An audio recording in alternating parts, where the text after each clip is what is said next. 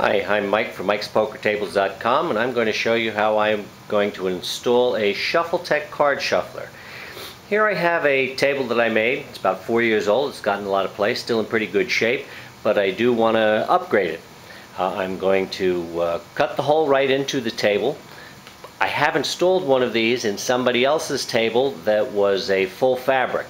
Did have a few problems as the table was a little thicker, and I found a few ways to make a couple upgrades.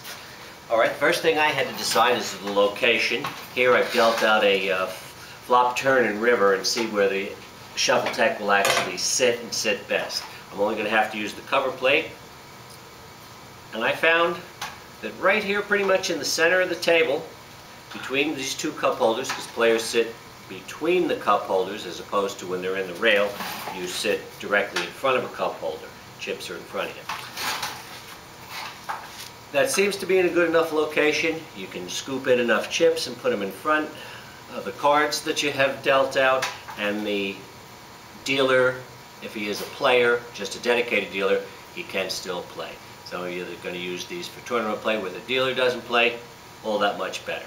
It didn't seem to work out as good putting it directly in front here. Not quite enough room. On here, same kind of problem, not enough room either. I did like the installation to go over to the side. One of the first problems I ran into was the template that they give you. This is how you cut it out of their instruction manual, and when you put it on top, when you put the cover plate on top, you can see it's right from side to side, but from end to end it wasn't exactly the same size. When you mount this in the table, if this was the actual table, cover plate sits on top. For demonstration purposes, I have to turn this over because there are some screws that are going to get in the way. This is the thickness of the table with the template there.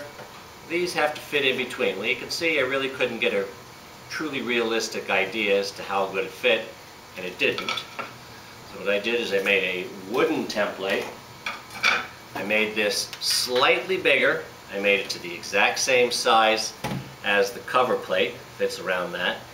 I did make the hole a little bit bigger, same way side to side, but from end to end, what you see there in white showing is how much bigger. It's only minor, but this is all that the cover plate has to rest on. Even with this, putting it on here,